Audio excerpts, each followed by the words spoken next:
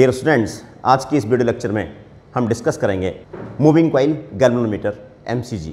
लेकिन MCG को समझने से पहले हमें एक इंपॉर्टेंट मैग्नेटिक फील्ड समझना पड़ेगा and it is here radial magnetic field. Radial magnetic field एक ऐसा फील्ड होता है जहां पे plane of coil always remain parallel to the magnetic field. जो डिस्कशन हमने इससे पहले किया torque on current carrying loop में, that we all know very well, यहाँ पे हमने टू एंगल्स को यूज किया था। जो सिचुएशन हमारे पास थी, ये कोई लूप हमारे पास है और इस लूप में हमने ये देखा था कि if magnetic field is acting here, is the magnetic field is the normal to the loop, then angle between normal to the loop and magnetic field, this angle is known as theta, और angle between plane of the loop, this being the plane of the loop, and magnetic field, this angle is alpha. और हम use करते थे कि alpha plus theta and comes out to be 90। अगर हम radial magnetic field की बात कर रहे हैं तो रेडियल मैग्नेटिक फील्ड के केस में plane of coil this plane become parallel to the magnetic field. तो ऐसे कंडीशन में जो अल्फा होगा वो 0 हो जाएगा, and if this alpha become 0 then definitely यहां से देखते हैं theta automatically become equal to 90। तो for radial magnetic field it is to be noted that theta is equal to 90। Next thing is how to produce such radial magnetic field. Radial magnetic field को बनाने के लिए हमें दो चीज़ों का ध्यान देना पड़ता है। एक तो जो हम मैग्नेटिक पोल पीस लेते हैं वो pole pieces properly concave cut होने चाहिए, जैसा आप सामने देख रहे हैं, it being north pole and it being here south pole. तो इनको आपने प्रॉपरली कनकेव कट कर दिया है, ये आप देख रहे हैं यहाँ से। और इसके बीच में हम एक सॉफ्ट आयरन कोर को यूज़ करते हैं। यहाँ पे जो रखा हुआ है यहाँ बीच में, it is being soft iron core. Soft iron core हम इसलिए यूज़ करते हैं जिससे कि जितनी भी मैग्नेटिक लाइन ऑफ फोर्स होती हैं, मैग्नेटिक फील्ड लाइंस होती हैं, वो सारी की सारी इस सॉफ्ट आयरन के थ्रू पास होती हैं। सॉफ्ट आयरन का रिलेटिव मैग्नेटिक परमेबिलिटी बहुत ज़्यादा होता है, जिससे कि जितनी फील्ड लाइंस होती हैं वो सारी इसी के अंदर से पास होंगी, इट बीइंग फेरोमैग्नेटिक मटीरियल। तो फील्ड लाइंस का जो बेंडिंग होता है, उनका जो पाथ होता है वो इस तरह से होता है। ये आप देख सकते हैं यहाँ से फील्ड लाइन इस तरह से इसके अंदर बेंड हो जाती हैं लाइक दिस, और हमें जो फील्ड मिलता है वो एक रेडियल मैग्नेटिक फील्ड हमें यहाँ पे मिल जाता है इस तरह से। ये आप देख सकते हैं यहाँ पे कि field lines generating originating from this north pole and ending at the south pole here. ये साउथ पोल पे इनकी एंडिंग हो रही है। अब यहाँ अगर हम इस फील्ड में किसी करंट कैरिंग कॉइल को रखते हैं तो वो कॉइल हर सिचुएशन में मैग्नेटिक फील्ड के पैरेलल रहती है। अब यहाँ पे ये कोई कॉइल हमारे पास है। अब इस कॉइल को हमने ऐसे रखा हुआ है, तो आप देख सकते हैं कि यहाँ पे plane of coil is this one as well as magnetic field is this one. तो प्लेन ऑफ कॉइल आ गया, मैग्नेटिक फील्ड आ गया।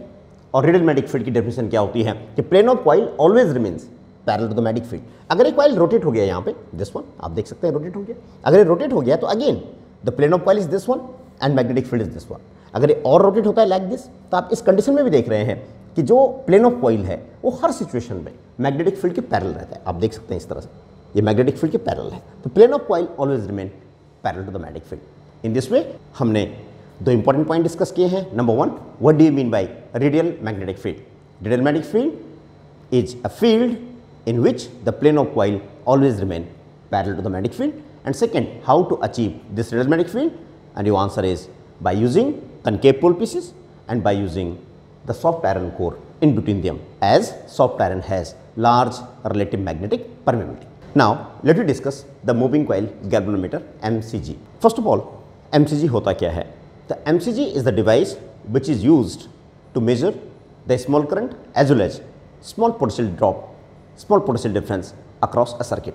क्योंकि हम जानते हैं कि जो मैन्युफैक्चरिंग होती है वो मैन्युफैक्चरिंग पहले मूविंग कॉइल गैल्वेनोमीटर की ही होती है, और फिर उसी गैल्वेनोमीटर को कन्वर्ट कर दिया जाता है अमीटर में और फिर वोल्ट मीटर में। Second important point, what is it's working principle? It's working principle is a current carrying coil in magnetic field always experiences torque. A current carrying coil in magnetic field always experiences torque is the working principle of this MCG। और यहाँ MCG में जो magnetic field use होता है उसकी nature radial magnetic field होती है। Now we will discuss the construction of MCG। Here in this MCG we know very well we having radial magnetic field, ये मैंने आपको बता दिया था।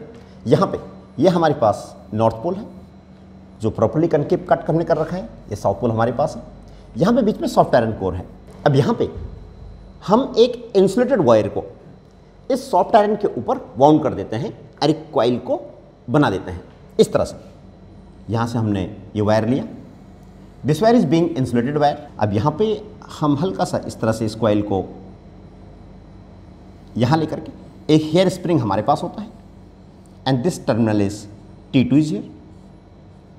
और यहाँ पे हमारे पास एक हम मिरर यूज कर लेते हैं, कनकेव मिरर। और यहाँ पे हमारे पास ये टर्मिनल T1 होता है। यहाँ पे सबसे पहले जो आयरन कोर हमने यूज किया है, ये आयरन कोर हमारे पास ये है, इट बीइंग आयरन कोर जैसे। अब इस आयरन कोर को हम एक फ्रेम के अंदर रख दिया इस तरह से। अब इसके अंदर आयरन कोर आ गई है। अब जो वायर हमारे पास होता है, जिस वायर से हमें नंबर ऑफ टर्न्स बनाने हैं, जिससे हमने कॉइल डिज़ाइन करनी है, अब हम उस वायर को यहाँ से वाउंड कर देते हैं। और we having number of turns of this insulated wire. इसका एक एंड नीचे आ जाएगा, एक एंड ऊपर आ जाएगा। वायर के लोअर एंड के साथ हमने एक हेयर स्प्रिंग को अटैच कर दिया है और वहीं पर हमने इसको टर्मिनल T2 नाम दे दिया है। सेकेंड, जो ये अपर वायर होती है, जो अपर एंड इसका है, इस अपर एंड को हमने एक मिरर से कनेक्ट कर दिया, इट बीइंग कनकेव मिरर। ये कनकेव मिरर हमारे पास होता है। अभी हम डिस्कस करेंगे इसका क्या रोल है। और यहाँ पे एक और इम्पॉर्टेंट इंफॉर्मेशन होती है जो आपको बड़े ध्यान से समझनी है। ये जो वायर हम यूज़ करते हैं यहाँ, इसके बाहर यहाँ से यहाँ तक हमारे पास जो वायर है, वो वायर कॉपर की है, जिससे कि हमने इस कॉइल को बनाया है। लेकिन इसके ऊपर की जो वायर होती है, ये सस्पेंशन वायर हमारे पास फॉस्फर ब्रॉन्ज अलॉय की होती है। It is the suspension wire. और जो ये सस्पेंशन वायर हम यूज़ करते हैं, ये स्पेशल मटेरियल की बनी होती है। या तो आइदर हम क्वार्ट्ज यूज़ करते हैं या फिर हम यूज़ करते हैं फॉस्फर ब्रॉन्ज अलॉय। एक इंपॉर्टेंट इंफॉर्मेशन है कि why this phosphor bronze alloy is used here. पहला पॉइंट, ये कनकेव मिरर का रोल क्या है। कनकेव मिरर का रोल सिंपली यहाँ पे ये होता है कि जैसे ये कॉइल रोटेट होगा, आपने जो MCG शो करना है, डायग्राम दिखाना है, वो MCG का डायग्राम हमारा ये बन गया है। अब हम जैसे इस कॉइल में करंट पास करते हैं, हम यहाँ से करंट पास करवा सकते हैं। यहाँ से आपने कनेक्ट कर दिया, यहाँ से आपने इसको कनेक्ट कर दिया, और यहाँ इस कनेक्शन से आपने यहाँ से इस तरह से आपने एक बैटरी कनेक्ट कर दिया, और इस बैटरी से यहाँ से हम करंट पास करवा सकते हैं। अब वेरी वेल, जैसे इसमें करंट पास होगी सर्किट में, ये जो वायर है इस मिरर के बैक साइड में होती है, तो जैसे ही ये वायर के थ्रू करंट पास होती है, ये कॉइल रोटेट हो जाएगी। इसके रोटेशन को चेक करने के लिए हमने एक कनकेव मिरर को यहाँ पे अटैच कर दिया है, जिससे कि कनकेव मिरर में जो इमेज बनती है सराउंडिंग्स की, वो इमेज बड़ी बनती है कंडीशन के अकॉर्डिंग। और अगर ये कॉइल रोटेट होता है तो कनकेव मिरर रोटेट होगा, तो उसमें जो इमेज बनी है वो भी रोटेट हो जाएगी। दूसरा इंपॉर्टेंट पॉइंट, यहाँ पे suspension wire phosphor bronze alloy की क्यों यूज़ की गई है। तो स्टार्टिंग में जब ये MCG डिज़ाइन किया गया, तो ये देखा गया कि जब हम इसको ऑफ करते हैं तो इसको ओरिजिनल पोजीशन में आने में बहुत टाइम लग जाता है। इस बात को हम एक एग्जाम्पल से समझने की कोशिश करेंगे। जैसे हमारे पास कोई प्रैक्टिकल हमने परफॉर्म किया और यहाँ पे इसका 0 है, एमीटर का 0 है। अब यहाँ से हमने रीडिंग लिया और हमारा जो रीडिंग आया है वो रीडिंग आपने नोट कर लिया, and this reading is 5 milli ampere. ये करंट आपने मेजर कर लिया। अब होता क्या है, स्टार्टिंग में जब MCG को डिज़ाइन किया गया, जब हम इसको करंट को ऑफ करते हैं तो फिर ये निडल वापस अपने ओरिजिनल शेप की तरफ आती है। तो इस निडल को ओरिजिनल शेप की तरफ आने में, ओरिजिनल साइज को गेन करने में काफ़ी टाइम लग जाता है। लेट इट बी, इसको टाइम लग गया 10 मिनट। तो अब आप समझ सकते हैं कि एक रीडिंग को लेने में हमारे 10 मिनट लग गए। सेकेंड रीडिंग जब हम शुरू करेंगे, फिर ये सेकेंड रीडिंग लेंगे, उसको नोट करेंगे, then it again takes 10 minute to come to 0 position. In this way अगर आपने 3 रीडिंग ली है तो आपके 30 मिनट वेस्ट हो जाएंगे। तो वो प्रॉब्लम कहाँ पर है, वो कमी कहाँ पर है? वो कमी सस्पेंशन वायर में होती है कि कोई भी वायर इस तरह से जब अपने ओरिजिनल शेप को रीगेन करता है, तो ओरिजिनल शेप को रीगेन करने में जो टाइम लगता है, that time is called as elastic after effect. Phosphor bronze alloy के लिए जो इलास्टिक आफ्टर इफेक्ट होता है, that is negligible. Second point, phosphor bronze alloy का जो इलास्टिक स्ट्रेंथ है वो ज़्यादा होता है।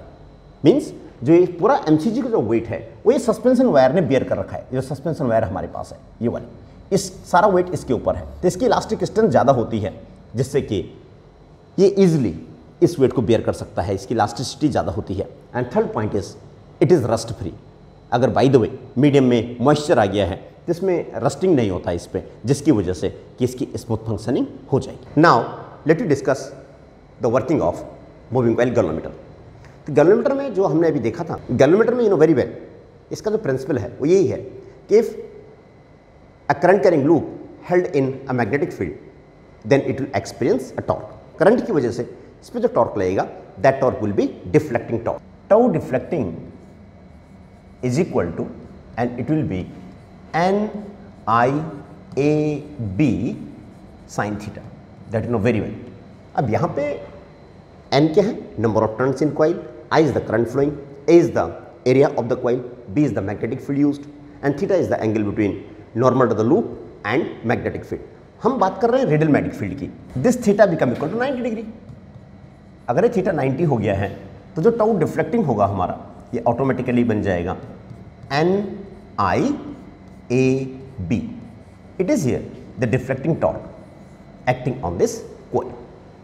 अब हम एक बात अच्छी तरह जानते हैं कि जैसे ही हम करंट को ऑफ करते हैं तो करंट को ऑफ करने के बाद हम ऑब्जर्व करते हैं कि गैल्वेनोमीटर की जो कॉइल होती है वो वापस अपने ओरिजिनल शेप में आती है। इट मीन्स डेफिनेटली उस पर कोई रेस्टोरिंग टॉर्क एक्ट हो रहा है। इस सिचुएशन को हम आइडेंटिकली जो स्प्रिंग का केस होता है लीनियर डायमेंशंस में उससे कंपेयर कर सकते हैं। हम अच्छी तरह जानते हैं that you know very well. अगर मैं यहाँ इसको चेक करूँ इस बात को, ये स्प्रिंग हमारे पास है। अब इस स्प्रिंग में ये इसकी नेचुरल लेंथ है और आपने इस स्प्रिंग को स्ट्रेच कर दिया है, that you know very well. आपने इसको स्ट्रेच कर दिया तो जैसे हमने इसको x स्ट्रेच किया है, ये x डिस्टेंस से हमने इसको एक्सटेंड कर दिया, तो अगर हम इसको फ्री छोड़ते हैं तो ये वापस आता है, that you know very well, and that is called the restoring force. वो रेस्टोरिंग फोर्स होता है at this restoring force is equal to kx। The same situation is here. जैसे ही हम करंट को ऑफ करते हैं टाउ डिफ्लेक्टिंग 0 हो जाएगा, तो एक रेस्टोरिंग टॉर्क उस कॉइल पे लगता है जो एमसीजी की कॉइल है, जो कि इसको वापस ओरिजिनल शेप में लाती है। That torque is called as restoring torque. Tau restoring is equal to C5। यहां पे जो C है it is equivalent to this K is spring constant, this C is here the torsional constant. जो C हमने use किया है यहाँ, तो C is the torsional constant and phi is the deflection. जो phi आप देख रहे हैं ये यहाँ पे डिफ्लेक्शन जो प्रोड्यूस हुआ है कॉइल में वो हमने मेंशन कर दिया है। अब यहाँ पे जो पॉइंट हमने डिस्कस किया है, at equilibrium tau deflecting become equal to tau restoring. इसका मतलब ये हुआ कि किसी सिचुएशन पे जैसे हम अमीटर से या वोल्ट मीटर से या इवन गैल्वेनोमीटर से अगर हम ये देखते हैं कि गैल्वेनोमीटर की जो निडल है वो निडल यहाँ पे फिक्स हो गई है, यहाँ पे रुक गई है, तो डिफ्लेक्टिंग टॉर्क इस डायरेक्शन में लग रहा होगा और रेस्टोरिंग टॉर्क इस डायरेक्शन में लग रहा होगा। लेकिन आप देख रहे हैं कि यहाँ पे फिक्स हो गया है। इसका मतलब जो ये डिफ्लेक्टिंग टॉर्क है और जो ये रेस्टोरिंग टॉर्क है दोनों इक्वल एंड अपोजिट हो गए हैं, जिसकी वजह से ये इक्विलिब्रियम में आ गई है। The same thing is happening here. Tau deflecting is equal to tau restoring. Tau deflecting आपने सॉल्व कर रखा है, this one is tau deflecting, tau restoring is this one. ये वैल्यू हम पुट कर देंगे। Tau deflecting is NIAB and tau restoring is C5. And this way you got the current I here. I is equal to C by NBA into phi. अब यहाँ पे जो NBA होता है इसी को हम एक कांस्टेंट गैल्वेनोमीटर कांस्टेंट बोल लेते हैं G5 and this way the current I is proportional to phi. इस तरह से MCG की वर्किंग को हम स्टेब्लिश कर देते हैं कि जितना डिफ्लेक्शन होगा उसके प्रोपोर्शनल में इसमें करंट फ्लो हो जाएगी। This G is here C by NBA, it is called as galvanometer constant. Let us discuss the sensitivity for one of the galvanometer. Galvanometer को समझने के लिए हमें उसकी current sensitivity as well as voltage sensitivity discuss करनी होती हैं, समझनी होती हैं। सेंसिटिविटी का मीनिंग क्या होता है कि अगर आपने बहुत कम करंट पास करवाया है तो उसके बाद भी गैल्वेनोमीटर में सफिशिएंट डिफ्लेक्शन हो रहा है, और यहाँ पे this current sensitivity is defined as here the deflection produce 1 ampere current pass through it, this one. इसका यूनिट कितना हो जाएगा? इस unit will become here radian per ampere. जो पॉइंट अभी हमने डिस्कस किया था, it was tau deflecting is equal to tau restoring. Tau deflecting कितना था हमारे पास, it was NIAB and tau restoring is C5। Then we can have this current sensitivity IS is equal to, it is 5/I। अब इसको use करेंगे हम, 5/I आप use कर दीजिए तो आपका आंसर आ जाएगा NBA/C।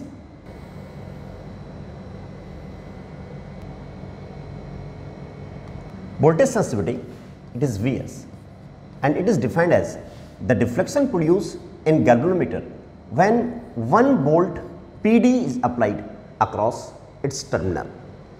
जो कॉइल है MCG की, उसमें अगर हम कॉइल के अक्रॉस अगर हम 1 वोल्ट का पोटेंशियल डिफरेंस अप्लाई कर देते हैं तो कितने का डिफ्लेक्शन प्रोड्यूस हो जाएगा, that much deflection is called as voltage sensitivity. तो वोल्टेज सेंसिटिविटी इस unit will automatically become here, इसका यूनिट आपका बन जाएगा radian per volt. This was the unit here. अगर इसको फाइंड आउट करते हैं तो इसको एक्सप्रेस करेंगे हम 5/V is equal to IR। I know very well this 5/I, 5/I is called as IS/R। I know very well this IS आपने यहाँ से फाइंड आउट कर रखा है, ये NBA/C, ये वैल्यू हम यहाँ पुट कर देंगे तो आपका आंसर आ जाएगा। Therefore this VS automatically become here IS/R and that become equal to NBA/CR। अगर हम नंबर ऑफ टर्न्स को बढ़ाते हैं, इंक्रीज करते हैं, तो उसका करंट सेंसिटिविटी पे तो इफेक्ट पड़ेगा। करंट सेंसिटिविटी जो आपने अभी देखा है, you know the current sensitivity here that we discussed it here. तो करंट सेंसिटिविटी की जब हम बात करते हैं तो करंट सेंसिटिविटी आपके पास होती है NBA/C। ये करंट सेंसिटिविटी आपके सामने है। अगर हम नंबर ऑफ टर्न्स को इंक्रीज करते हैं then current sensitivity will increase. N आपने इंक्रीज कर दिया तो करंट सेंसिटिविटी IS भी क्या हो जाएगा, इंक्रीज हो जाएगा। लेकिन इसका इफेक्ट VS पे, इस पे कोई इफेक्ट नहीं पड़ेगा, नो इफेक्ट एट ऑल। इस बात को आपने समझना है कि नंबर ऑफ टर्न इंक्रीज करने से करंट सेंसिटिविटी तो इंक्रीज हो जाएगी लेकिन वोल्टेज सेंसिटिविटी पे कोई इफेक्ट नहीं पड़ेगा। उसका लॉजिक ये है कि जैसे आप नंबर ऑफ टर्न्स को इंक्रीज करते हैं, अगर आप नंबर ऑफ टर्न यहाँ से इंक्रीज करते हैं तो इसका रेसिस्टेंस भी उसी प्रोपोर्शन में इंक्रीज हो जाएगा। आपने नंबर ऑफ टर्न्स बढ़ाया, कॉइल के अंदर नंबर ऑफ टर्न्स बढ़ेगा तो डेफिनेटली उसका लेंथ बढ़ेगा। That you know very well, resistance is directly proportional to length. In this way, this quantity N/R remains constant, and therefore the voltage sensitivity remains unaffected. That is the complete topic about this moving coil galvanometer. ये काफ़ी important topic है, आपको हर step इसके अंदर अच्छी तरह से आना चाहिए। Thank you.